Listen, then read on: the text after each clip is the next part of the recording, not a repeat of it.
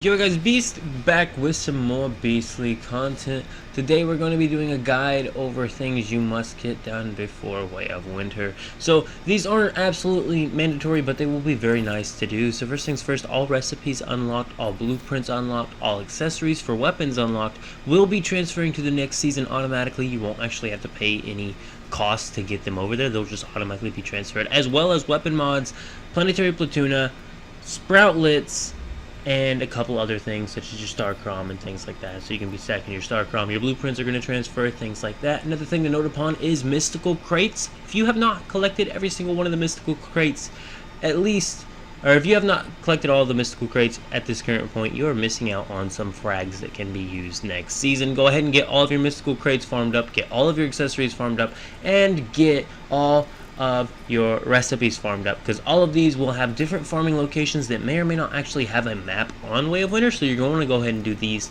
on Manabus while you still can, even if you have to wait a couple hours on the 17th if you don't have this done yet. You want to get these, at least the recipes, farmed up. Accessories wise, you could just be a lazy man like me and only go farm up the accessories for the weapons you think you're going to be using. You could take a look at the new Way of Winter weapons. There's, those people with early access showing case in the legendary weapons right now, but let's not talk about that. So like I said, we're going to be going after the accessories and the recipes. We use Map Genie to do this, as I recommend you to do. If you actually log into Map Genie, you can actually check them off as you go. That way you can kind of keep track of the recipes and everything else. It'll automatically save it on there. That way the next day when you get to play, you won't have to worry about not knowing which ones you've already gotten and don't already have. You can just go through and check them off. If you have to, you can go through all your accessories and your, guns inventories and things like that and check them off on the map if you forgot to do that and haven't been logged in until just recently. I just recently made an account for this website, and it's so nice. You can mark off the mystical crates you've already done, you can mark off the weapon accessories, and you can mark off the recipes, and it kind of gives you more of a feel of actually knowing how close you are to being done with a certain farm on these things. But all of these things should be farmed up. You see me lining up that sign there? Let me go ahead and talk about that a little bit. So basically, you got to get the sign to line up perfectly until a red frame will go around it. So you may actually be getting it to line up and just not waiting long enough. That's what I found. If you think it looks like it's perfect and it's right where it needs to be, go ahead and let it sit there and see if maybe you see a red frame start to appear. If you do, wait a couple more seconds and you should finally get your reward chest. Sometimes you have to go to like the corners of the cones, but overall pretty easy.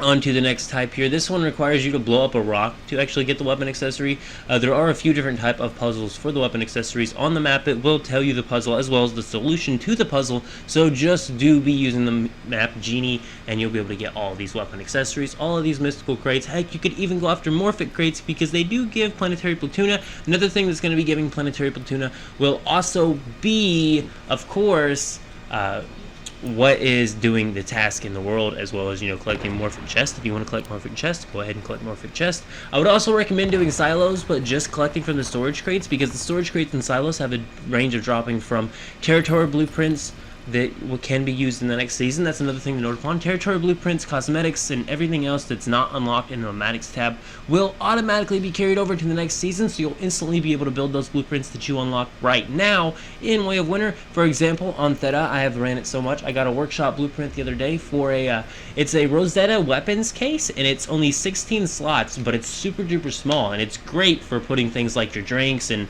maybe you can have some activators, or I have this nice device that's like 15 activators in one, and it gives you a 30% shield.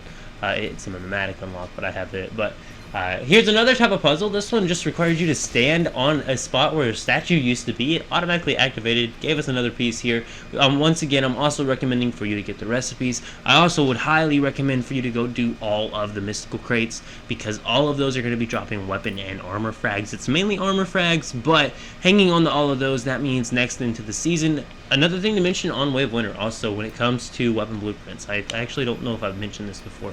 In Way of Winter, they're adding a system where you can transfer the starring of your weapon over to another weapon. So if you're able to get one weapon at max level, you could actually take that weapon, and I think it requires like a material you're going to have to spend, and it's like a rare item or something you'll have to farm, or maybe there's a limited amount of you get per season.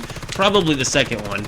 But you'll be able to transfer the star rating from that gun directly over to whatever gun you're transferring it to. So it could save you a lot on frags. It'll allow you to just kind of transfer your starring over, just get one thing at 5 or 6 stars, and then transfer your stars over at a limited capacity. So, you know, you're kind of choosing one build and sticking with it if you're doing that. But definitely an interesting thing. So you're going to get all these frags farmed up from the mystical crates. Once again, to the morphic chest as well. They do give planetary platuna, as well as some other stuffs. Also, all weapon mods and mod materials will automatically transfer, so none of those will be deleted. That's why right now is the best time to be getting all the mods farmed up for all the builds you plan on using in Way of Winter, even if it's not the best set you possibly could get. Like, I want to go get a Frost Vortex set now that I've seen some of the new weapons of Frost Vortex. Also, I have a burn build I've been working on. I was telling you guys they're gonna be doing burn builds soon, and here we are in Theta.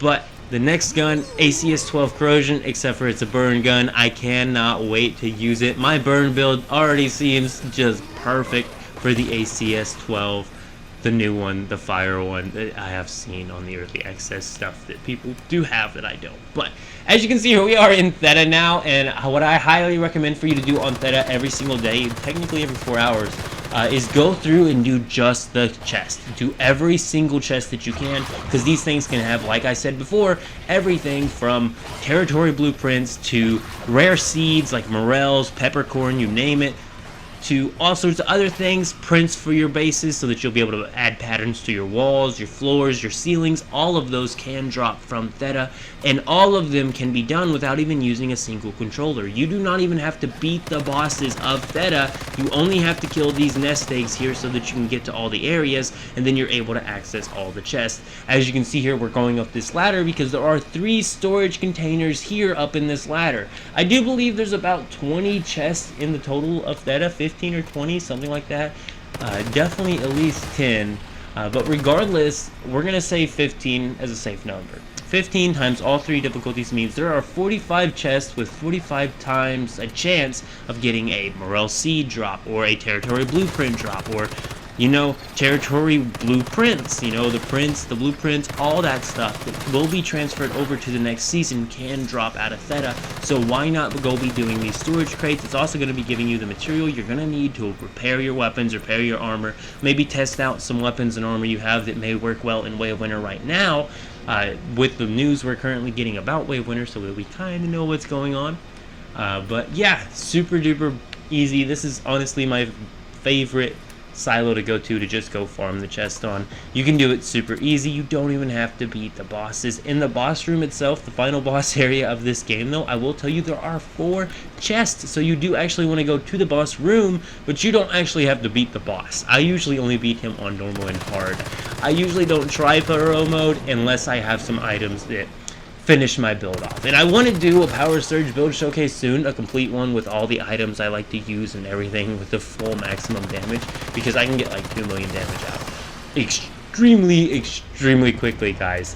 Let me tell you, my power surge build has become quite the power surge build. Those who say you need to do just status damage and not worry about crit on a power surge build clearly have not used some of these power surge weapons like the ACS-12 or the SCR Outsider, or even the Outer Space does phenomenal with crit. You may have used them, but you didn't use them with crit.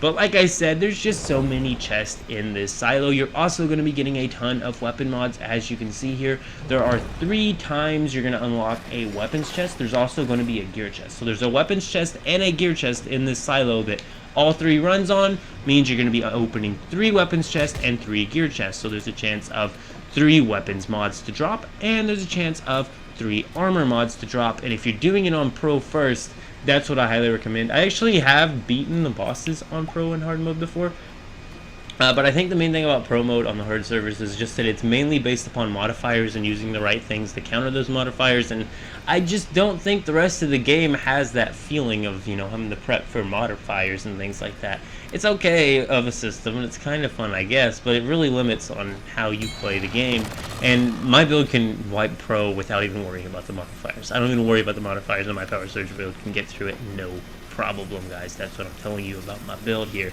But once again, here we are doing Theta, just unlocking some more stuff. We are eventually actually going to see a blueprint drop. I thought about just doing the opening of the chest in Theta, but I figured it was so quick, and I wanted to show you where every single chest was so that you could follow along and go find these chests. Once you get to the boss room, just go ahead and run straight to the back, that back stadium. Actually, most of the enemies are less likely to actually be able to reach you over here. There's a trash can here with some good loot in it, and then there's another storage crate here. This has a chance of having workshop stuff in it. Once again, I got the Rosetta storage container from that very storage crate just yesterday, the last time I was doing this farm. Literally every single time you're doing it, you're probably more than likely going to get 1, 2, 3, even more sometimes workshop blueprints. You're also going to be getting, like I said, weapon mods. You're going to be getting other things like that, maybe even calibration blueprints, all sorts of things that can be used. And yeah, like I said, also the seeds, because you want to take some seeds with you on the next season. I'm probably going to be taking like 1 seed of each, besides the contaminated. But I do believe this is about the end of the video for now. I will go ahead and see you in the next one. Go ahead and leave a like on it if you did enjoy it, and keep it beast mode.